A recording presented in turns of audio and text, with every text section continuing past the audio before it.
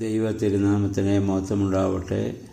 Bible reading പ്രോഗ്രാമിൽ സംബന്ധിക്കുന്ന എല്ലാവർക്കും കർത്തൃനാമത്തിൽ സ്നേഹവന്ദനം. ഇന്ന് നമ്മൾ വായിച്ച് ധ്യാനിക്കുന്നത് വിശുദ്ധ യോഹന്നാൻ്റെ സുവിശേഷം 7-ാം അധ്യായമാണ്. ഈ 7-ാം അധ്യായത്തിൽ ഒരു കൂടാരപ്പെരുന്നാളിനെ കുറിച്ചാണ് ആദ്യ ഭാഗം നമ്മൾ വായിക്കുന്നത്. യഹൂദന്മാർക്ക് പ്രധാനമായി 3 പെരുന്നാളുകളാണ് ഉണ്ടായിരുന്നതെന്ന് ഞാൻ നേരത്തെ ഓർമ്മപ്പെടുത്തിയിരുന്നു. ഒന്ന് പെസഹ പെരുന്നാൾ, 2 പെന്തിക്കോസ്ത് പെരുന്നാൾ, 3 കൂടാര പെരുന്നാൾ. ഇതിനെപ്പറ്റി പുറപ്പാട് പുസ്തകം 23-14, 34-22, ആവർത്തനം 16-13 ഈ ഭാഗങ്ങളിലൊക്കെ നമുക്ക് വായിക്കാൻ പറ്റും. കൂടാര പെരുന്നാൾ 8 ദിവസമാണ് അവർ ആചരിച്ചു വന്നിരുന്നത്. ലേവ്യാപുസ്തകം 23-24.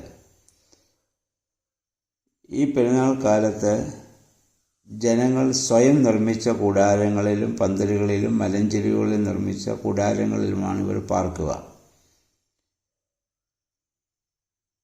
ഈ പെരുന്നാളുകളിൽ അവരെ ന്യായപ്രമാണം വായിച്ച് കേൾപ്പിക്കും.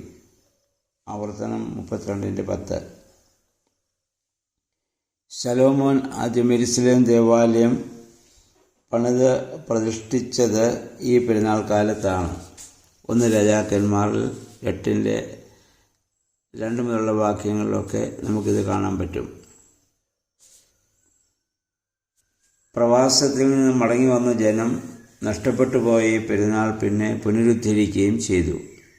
നെഹമ്യ 8-16. ഇസ്രായേൽ ജനം മരുഭൂമിയിലൂടെ യാത്ര ചെയ്തതിൻ്റെ സ്മരണയ്ക്കായിട്ടാണ് പെരുന്നാൾ അവർ ആചരിച്ചത്. അവിടെ കൂടാരത്തിലാണ് അവർ പാർത്തിരുന്നത്. പിന്നെ സമാഗമന കൂടാരത്തിലാണ് ദൈവത്തിൻ്റെ തേജസ് അവരെ അനുഭവിച്ചിരുന്നത്. ഇതിനെയൊക്കെ അനുസ്മരിച്ചുകൊണ്ടാണ് കൂടാര പെരുന്നാൾ അവർ ആചരിച്ചു വന്നിരുന്നത്. അന്നത്തെ നിയമപ്രകാരം യെരൂശലേമിന് 20 മൈലിനകത്തുള്ള പ്രായപൂർത്തി വന്ന എല്ലാ യഹൂദനും ഈ പെരുന്നാളിൽ നിശ്ചയമായി വന്ന് സംബന്ധിക്കണമെന്നും അതിന് പുറത്തുള്ളവരും സംഘമായി വന്ന ഈ പെരുന്നാളിൽ സംബന്ധിച്ചിരുന്നു. അപ്പം യേശുവിനോട് ശിഷ്യന്മാർ ചോദിച്ചു, സാധാരണ എല്ലാ പെരുന്നാളിനും കർത്താവിന് പോകുന്നതാണ്. യഹൂദ നിയമപ്രകാരമുള്ള എല്ലാ ആചാരാനുഷ്ഠാനങ്ങളിലും യേശു ക്രിസ്തു സംബന്ധിച്ചിരുന്നു. കാരണം പെരുന്നാളുകളിലൊക്കെ യഹോവയുടെ നിർദ്ദേശപ്രകാരം മോശയുടെ കാലത്തൊക്കെ സ്ഥാപിച്ചിരുന്നതാണ്. അതുകൊണ്ട് യേശുവും പെരുന്നാളിനൊക്കെ പോയിരുന്നു. എന്നാൽ ഈ പെരുന്നാളിനെ ചോദിച്ചപ്പോൾ യേശു പറഞ്ഞു, ഞാൻ വരുന്നില്ല, നിങ്ങൾ പൊയ്ക്കൊള്ളാൻ പറഞ്ഞു. എന്നാൽ യേശു പിന്നീട് രഹസ്യമായി പോവുകയും ചെയ്തു. ശിഷ്യന്മാരുടെ കൂടെ പോകാഞ്ഞതിന് കാരണം ഇവിടെ പറയുന്നുണ്ട്. തൻ്റെ സമയം ഇതുവരെ ആയിട്ടില്ല. തന്നെ ഒന്ന് സമയമായില്ല എന്ന് പറഞ്ഞാൽ ഒന്ന് തന്നെ പൂർണ്ണമായും വെളിപ്പെടുത്താനുള്ള സമയമായില്ല. 2 തൻ്റെ ദൗത്യ പൂർത്തീകരണത്തിനുള്ള സമയവുമായില്ല. ക്രൂശിക്കപ്പെടാനുള്ള സമയമായിട്ടില്ല. അതുകൊണ്ട് കർത്താവ് പലപ്പോഴും അവരിൽ നിന്ന് ഒഴിഞ്ഞു മാറി നിൽക്കുന്ന രീതി വിശുദ്ധ ബൈബിളിൽ പലതും നമുക്ക് കാണാൻ സാധിക്കുന്നുണ്ട്.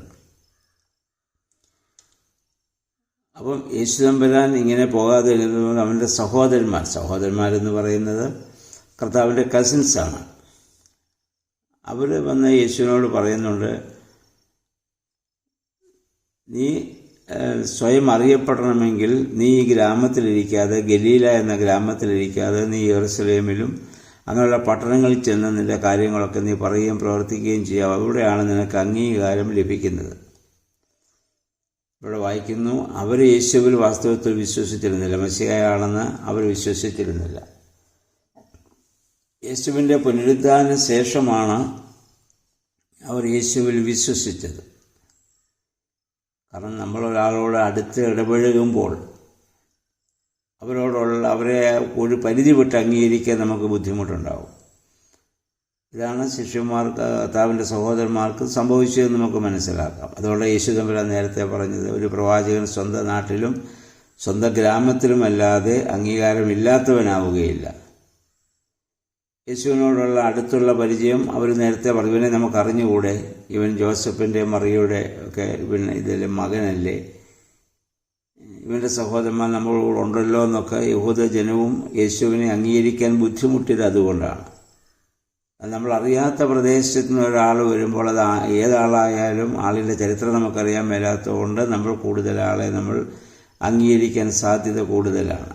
അടുത്തുള്ള ഒരു വ്യക്തിയോടുള്ള അടുത്തുള്ള ബന്ധം പലപ്പോഴും അവരെ പൂർണ്ണമായി അംഗീകരിക്കുവാൻ, അല്ലെങ്കിൽ നമ്മളെക്കാൾ ഉന്നതരായി അവരെ അംഗീകരിക്കാൻ പലപ്പോഴും ബുദ്ധിമുട്ടുണ്ടാക്കുന്ന ഒരു സാഹചര്യം, അതാണ് ഇവിടെയും സംഭവിക്കുന്നത്.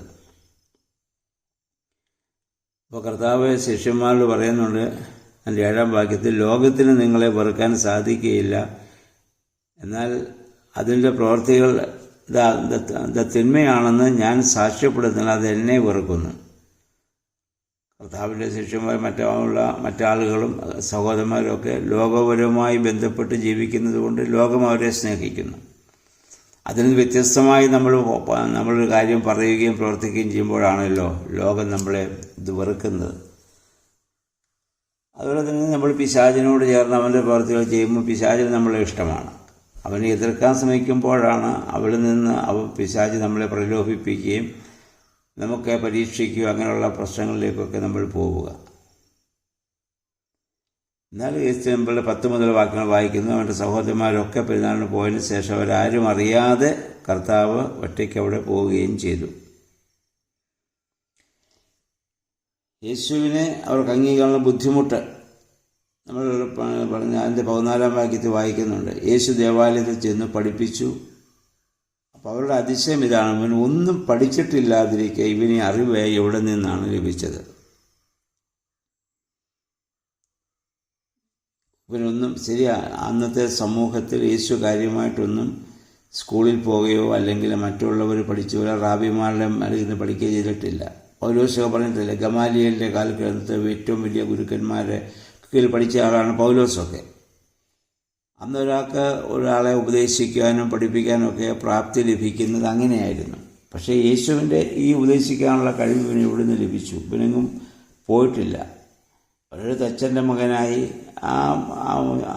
തൻ്റെ പിതാവായ ഔസേപ്പിനെ ജോലിയിലൊക്കെ സഹായിച്ച് അങ്ങനെ ജീവിച്ചു എന്നുള്ളതല്ലാതെ പുറത്തങ്ങനെ പോയി ഒരു റാബിയുടെ കീഴിലൊന്നും യേശു പഠിച്ചിട്ടില്ലല്ലോ. അതുകൊണ്ടാണ് അവർക്ക് ഇങ്ങനെ ഒരു സംശയം വരാനുള്ള കാരണം. പിന്നെ നമ്മൾ താഴോട്ട് വായിക്കുമ്പോൾ യേശു സാബത്തിൽ ഒരാളെ സൗഖ്യമാക്കിയതിൽ അവർ യേശുവിനെ നേരത്തെ വിമർശിച്ചിരുന്നു. അതിനെ യേശു ചോദിക്കുന്നുണ്ട്, മോശയുടെ ന്യായപ്രമാണ പ്രകാരം ശാബത്തിലൊന്നും ചെയ്യാൻ പാടില്ല, എന്നാൽ പരിച്ഛേദന എന്ന നിയമം ശാബത്തിൽ നിങ്ങൾ ചെയ്യുന്നുണ്ട്. അപ്പം അങ്ങനെ ആ പരിച്ഛേദന എന്ന നിയമം ചെയ്ത ഒരുത്തനെ യഹൂദനാക്കാൻ ശാബത്തിൽ സാധ്യമാണെങ്കിൽ ഒരുവന് സൗഖ്യം നൽകുന്നതിൽ എന്താണ് തെറ്റ്? അതെന്ന് സാബത്തെന്ന് പറയുന്നത് നന്മ ചെയ്യേണ്ട ദിവസമാണല്ലോ എന്നുള്ളതാണ് കർത്താവിൻ്റെ കാഴ്ചപ്പാട്. അവരെ സംബന്ധിച്ചിടത്തോളം അവർക്ക് അനുകൂലമായിട്ടുള്ള കാര്യങ്ങളൊക്കെ അവർ ചെയ്യും. എന്നാൽ വേറൊരാൾ ചെന്ന് കാണുമ്പോൾ അത് അംഗീകരിക്കാനുള്ള ബുദ്ധിമുട്ടാണ്.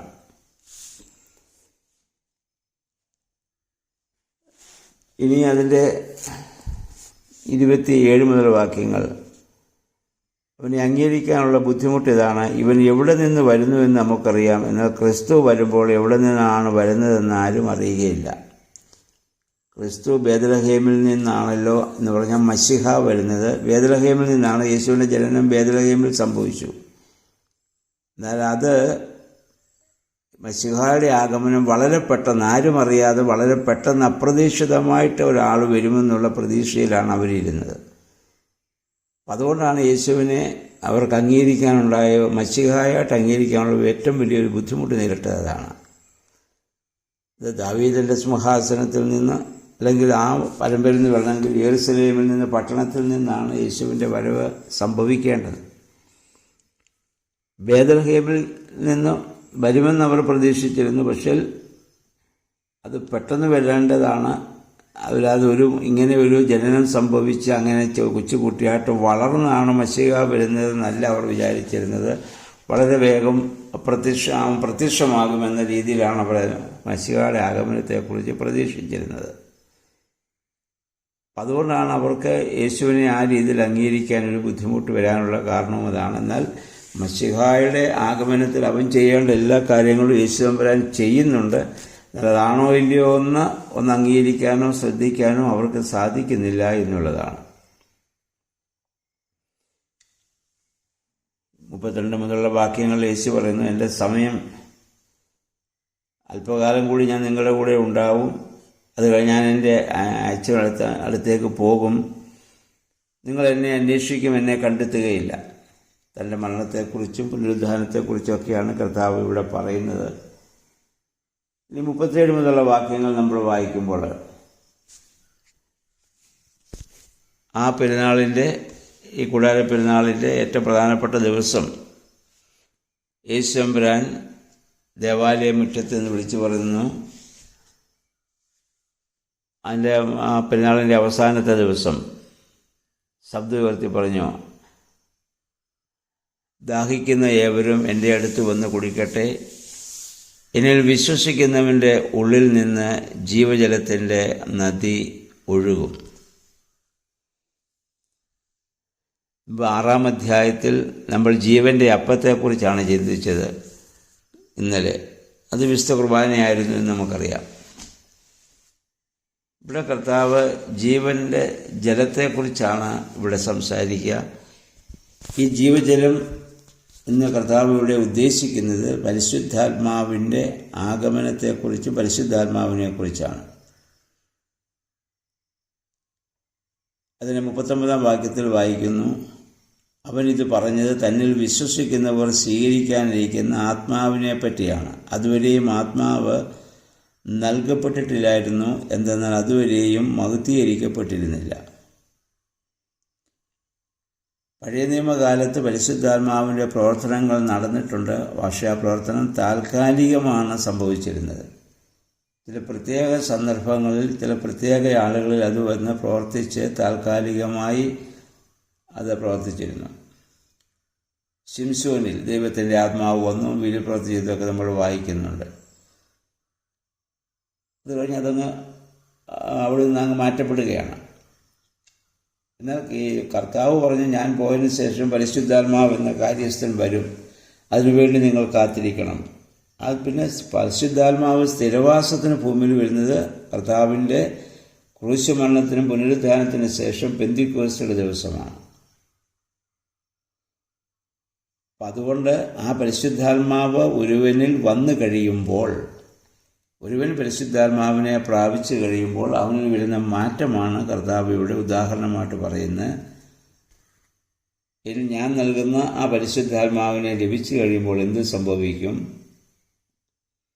അവനിൽ നിന്ന് ജീവജലത്തിൻ്റെ നദികൾ ഒഴുകും. അപ്പോൾ എന്നിൽ നിന്ന് നിങ്ങൾ കുടിക്കണം, പാനം ചെയ്യണം, അല്ലെ എന്നിൽ നിന്ന് ഈ ആത്മാവിനെ സ്വീകരിക്കണം. അത് നിങ്ങളുടെ ദാഹം തീർക്കും, ആത്മദാഹം അത് തീർക്കും. നമുക്കറിയാം, ഒരാളുടെ ദാഹം തീരാൻ വെറും വെള്ളത്തിൻ്റെ കാര്യം തന്നെ നമ്മൾ നോക്കുക. ഒരാളുടെ ദാഹം തീർക്കാൻ എത്ര ഗ്ലാസ് വെള്ളം വേണം?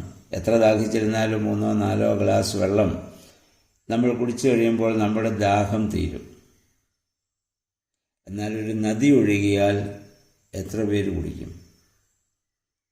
നദി ഒഴുകിയാൽ അത് ഒഴുകിപ്പോകുന്ന പ്രദേശം മുഴുവൻ ആ വെള്ളം കുടിക്കും.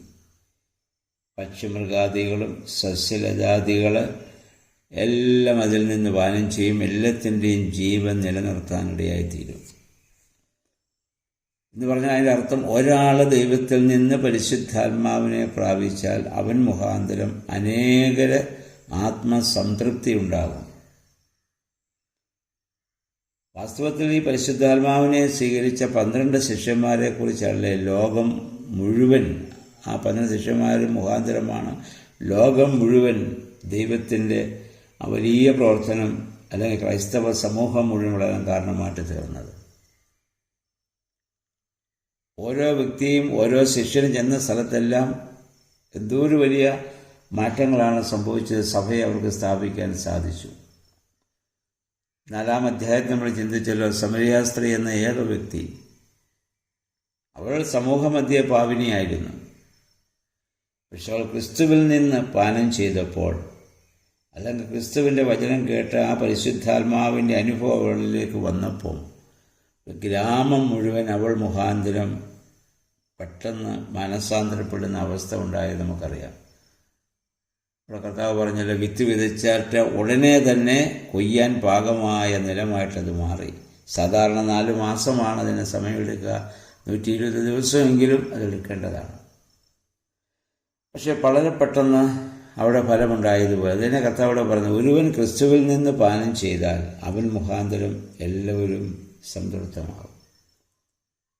അപ്പം നമ്മളിൽ ഒരാൾ, ഒരു കുടുംബത്തിൽ ഒരാൾ ക്രിസ്തുവുമായുള്ള ബന്ധം ലഭിച്ചാൽ പോലും ആ കുടുംബം മുഴുവൻ അല്ലെങ്കിൽ ആ ഒരു പ്രദേശം മുഴുവൻ ആ ഒരു വലിയ അനുഗ്രഹത്തിൻ്റെ കീഴിലാകുമെന്നുള്ളതാണ്. അപ്പം നമുക്കും ക്രിസ്തുവാകുന്ന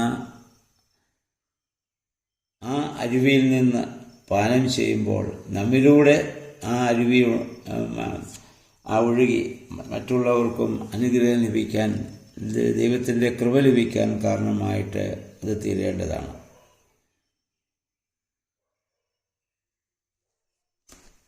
പിന്നെ അധികാരികളുടെ ഒക്കെ അവിശ്വാസം നമ്മൾ കണ്ടതാണ്. കാരണം അവനും ബേത്ലഹേമിൽ നിന്ന് വന്നു എന്നുള്ളതാണ് അവനെ അംഗീകരിക്കാൻ അവർക്ക് ബുദ്ധിമുട്ട്. അല്ല, ഈ ഗലീലയിൽ നിന്ന് വന്നു എന്നുള്ളതാണ് അവനെ അംഗീകരിക്കാനുള്ള ബുദ്ധിമുട്ട്.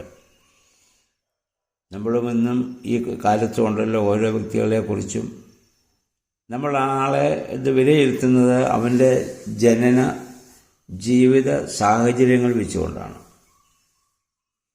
അതിൽ നിന്ന് വ്യത്യസ്തമായി ഒരു വ്യക്തി, നമ്മുടെ പ്രശ്നങ്ങൾ ഇതൊക്കെ തന്നെയാണല്ലോ സമൂഹത്തിൽ. എന്തു പറയുന്നു എന്നാരും ശ്രദ്ധിക്കുന്നില്ല, ആര് പറയുന്നു എന്നുള്ളതാണ് പ്രശ്നം.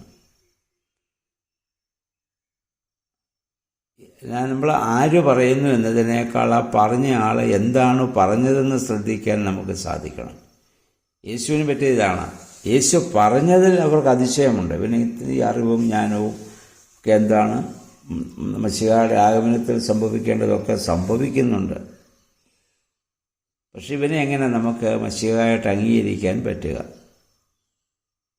നമ്മൾ വ്യക്തിയെ നോക്കാതെ ആ വ്യക്തിയിൽ നിന്ന് വരുന്നതിനെ വിലയിരുത്താൻ നമുക്ക് സാധിച്ചാൽ അതായിരിക്കും ഏറ്റവും വലുത്.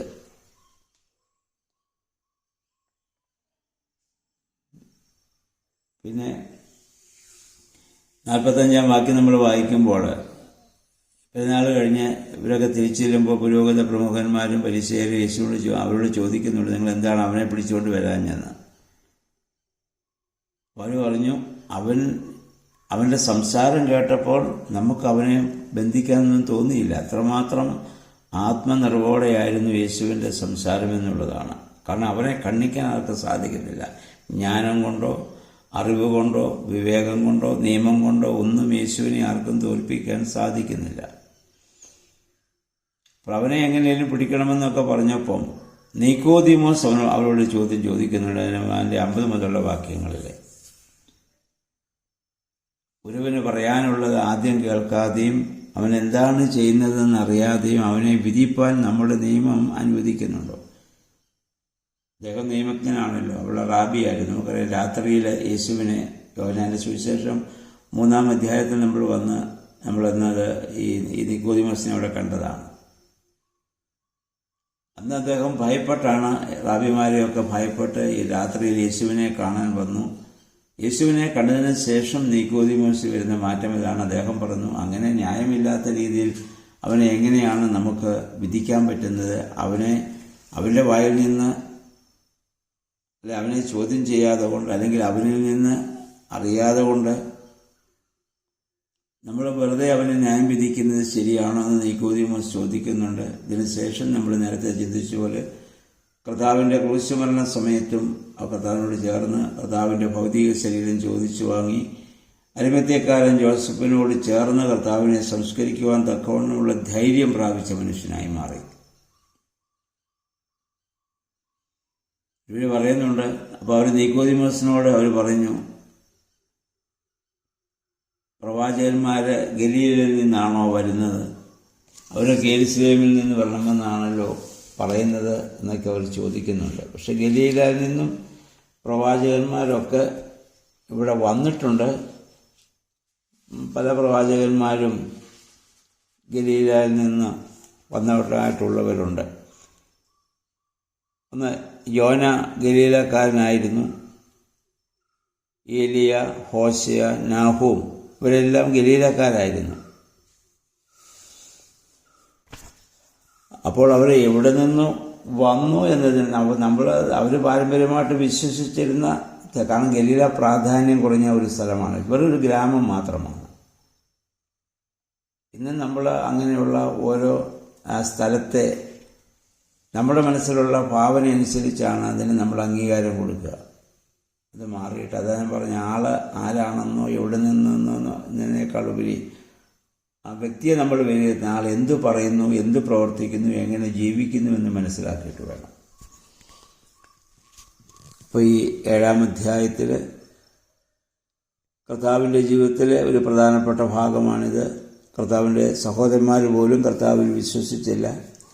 കർത്താവിനോട് പറഞ്ഞു, നീ പോയി പട്ടണത്തിൽ പോയി ഇതൊക്കെ ചെയ്യാമെങ്കിൽ ജനങ്ങൾക്ക് കൂടുതൽ അംഗീകാരം കിട്ടി അതിൻ്റെ പ്രതിഫലം ചിലപ്പോൾ അവർക്കും കിട്ടുമായിരിക്കുമല്ലോ. പക്ഷെ അവരൊരിക്കലും യേശുവിനെ വിശ്വസിക്കാൻ അവർക്ക് സാധിക്കുന്നില്ല. കാരണം അവരുടെ കൂടെ വസിച്ച് ഒന്നിച്ച് ജീവിച്ച് ഒക്കെ പോകുന്ന ഒരാളെ അംഗീകരിക്കുക എന്നുള്ളത് അവർക്ക് സംബന്ധിച്ചിടത്തോളം ബുദ്ധിമുട്ടാണ്. എന്നാൽ പുനരുദ്ധാന ശേഷം അവർ കർത്താവിൽ വിശ്വസിച്ചു. അങ്ങനെയാണ് യാക്കോബൊക്കെ, പിന്നീടാണ് യേശുവിൽ വിശ്വസിക്കുന്ന അപ്പോസ്തല പ്രവൃത്തികളിലൊക്കെ നമ്മൾ പ്രത്യേകമായിട്ടത് വായിക്കുന്നുമുണ്ട്.